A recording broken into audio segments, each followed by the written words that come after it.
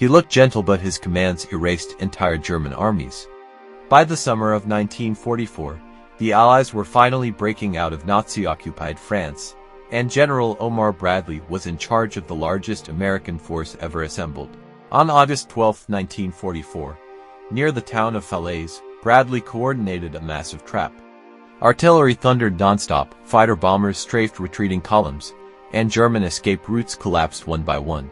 Roads filled with burning vehicles as entire units were crushed from the air and ground.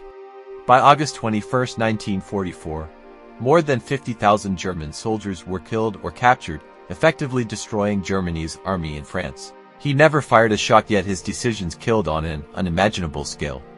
As Supreme Commander of Allied forces, Dwight D. Eisenhower controlled every major operation in Western Europe.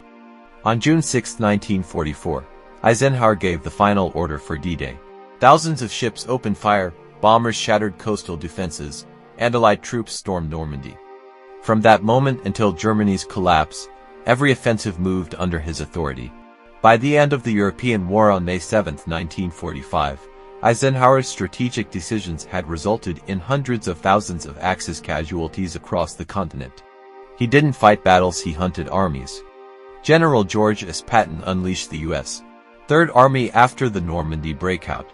Beginning on August 1, 1944, his tanks tore across France at terrifying speed. German units were hit before they could regroup. Then, during the Battle of the Bulge, on December 26, 1944, Patton executed a rapid pivot, slamming into German forces from the south. Armor, artillery, and relentless attacks shattered entire divisions in weeks. By early 1945, Patton's campaigns had caused over 100,000 enemy casualties. When he returned, Japanese armies disappeared.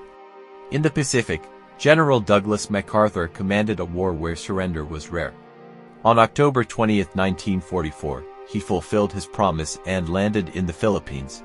Before American troops advanced, naval guns and airstrikes pulverized Japanese positions. Encircled forces fought to the death as bombing, artillery, and flamethrowers erased entire garrisons. By the end of the Philippines campaign on July 2, 1945, hundreds of thousands of Japanese soldiers were dead, wiped out by MacArthur's methodical advance. One order turned cities into oceans of fire. General Curtis LeMay commanded America's strategic bombing campaign against Japan. On the night of March 9, 1945, LeMay ordered low-altitude firebombing of Tokyo. Incendiaries rained down, igniting wooden neighborhoods instantly. Firestorms raged for hours, trapping civilians and soldiers alike as entire districts burned uncontrollably. By the morning of March 10, 1945, more than 100,000 people were dead in a single night, making LeMay the most lethal American commander of World War II. So here's the question: was this destruction the cost of victory, or did it cross a line history still struggles